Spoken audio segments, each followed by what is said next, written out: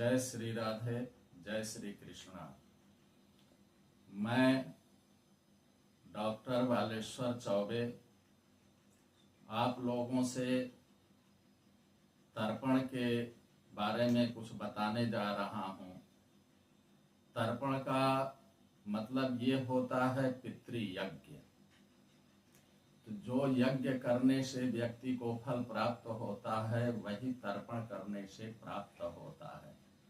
मैं आप लोगों को तर्पण का फल, तर्पण न करने से दोष, तर्पण में योग्य पात्र, तर्पण में क्या चीज का निषेध होता है, ये सब सारी चीजों के ऊपर मैं प्रकाश डालूंगा। तर्पण का फल शास्त्रों में कहा गया है कि यावत् जीव कृतं पापम तत्क्षणादेव नश्यति। इस शास्त्र वचन के अनुसार जो व्यक्ति पितरों को जल प्रदान करता है उसका जीवन पर्यंत किया हुआ पाप कर्म उसी समय नष्ट हो जाता है। विशेष मैं ये कहना चाहूँगा कि अभी जो है आश्विन कृष्ण पक्ष श्राद्ध पक्ष चल रहा है, जिसको कि पितृपक्ष भी कहते हैं। इसमें पितरों को जल देना परमावश्यक है। जो व्यक्ति पितरों को जल नहीं अर्पित करता, ऐसा शास्त्रों में कहा गया है कि अतर्पिता शरीरात रुधिरम पिबन्ति, अर्थात जो पितरों को जल नहीं देता उसके पितर उसके घर के सदस्यों का रुधिर पान करते हैं। रुधिर अर्थात खून पीते हैं। अतः इससे बचने के लिए समस्त गृहस्थों को पितरों के प्रति जल दान करना परमावश्यक है। तर्पण करने योग्य पात्र विहित बताया गया है, जिसमें कि आप तर्पण करने के लिए तांबा, कांसे का बर्तन इस्तेमाल कर सकते हैं, जिसमें कि लोहा और मिट्टी का बर्तन सर्वथा वर्जित है। इस तरह कुल आप जो है तर्पण करने के लिए मुख्य रूप से 3 तर्पण तो करना ही चाहिए, जिसमें कि प्रथम देव तर्पण है, उसी के अंतर्गत ऋषि तर्पण आ जाता है। उसके बाद दिव्य मनुष्य तर्पण है।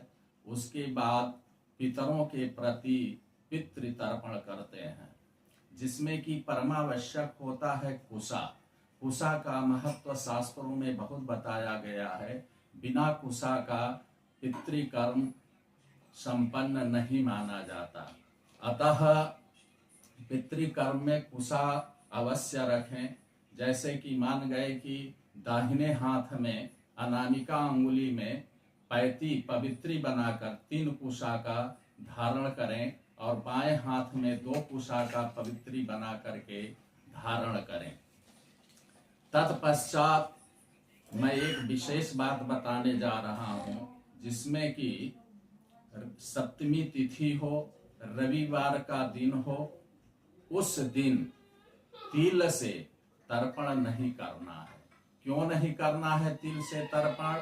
तिल से तर्पण करने से पुत्र के इच्छुक व्यक्ति, जिसकी शादी नहीं हो रही है, शादी करने वाले व्यक्ति यदि तिल से तर्पण करते हैं तो इसमें रुकावट आ सकता है।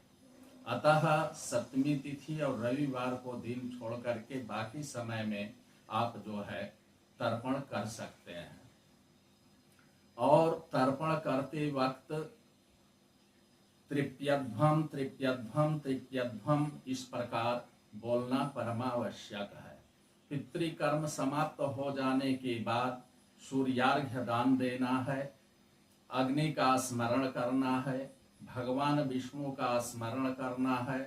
तत्पश्चात जो आपके घर में पकवान बने हुए हैं उनको 5 पत्तलों पे रख करके प्रथम गोग्रास, द्वितीय श्वान ग्रास, तृतीय काक ग्रास और चौथा जो है देव ग्रास और पांचवा जो है पिपीलिका आदि ग्रास निकालें और इस प्रकार पितरों को जल अर्पण करें, जिससे कि पितर संतुष्ट हों। जब पितर संतुष्ट होते हैं तो घर में बरकत, धन धान्य में वृद्धि, नौकरी चाकरी इत्यादि सहज रूप से प्राप्त होते जाते हैं। अतः आपसे पुनः मैं कह रहा हूं कि सब कार्यों को कुछ देर के लिए विश्राम करके अपना पितृतर्पण इत्यादि अवश्य करें। इसी के साथ मैं एक बात और बताना चाह रहा हूं, जिससे कि मनुष्य जो है उत्तरोत्तर वृद्धि को प्राप्त होवे। इसके लिए पितृभ्यो नमः, पितृभ्यो नमः, पितृभ्यो नमः इस मंत्र का यथा शक्त्यानुसार जप करते रहना चाहिए। और ऐसा भी बताया गया है कि पितृ श्राद्ध कर्म में क्या चीज वर्जित करें, जैसे कि केस बनवाना, मुंडन करवाना इत्यादि पितृपक्ष में नहीं होना चाहिए। और एक बात और ध्यान देने की बात है कि जो तिथि में पूर्वज आपके स्वर्गवासी हुए हैं, उसी तिथि में ये सब कार्य करना आवश्यक है। यदि मान गए कि कब मेरे पितर स्वर्गवास को पधारे हैं, इस तिथि का ज्ञान न होने पर अमावस्या या अष्टमी तिथि को श्राद्ध कर्म कर सकते हैं। श्राद्ध कर्म करने के लिए, जल देने के लिए ज्यादा सामग्रियों की जरूरत नहीं है। विशेष रूप से सफेद फूल होना चाहिए, सफेद चंदन होना चाहिए, काली तिल, जौ, चावल और मधु, इनसे आप पितृतर्पण करिए और अपने पितरों को संतुष्ट कीजिए और उनसे आशीर्वाद ग्रहण कीजिए, जिससे कि आपके घर में जय जयकार होता रहे, खुशी मनता रहे। इसी के साथ जय श्री कृष्णा, जय श्री राधे।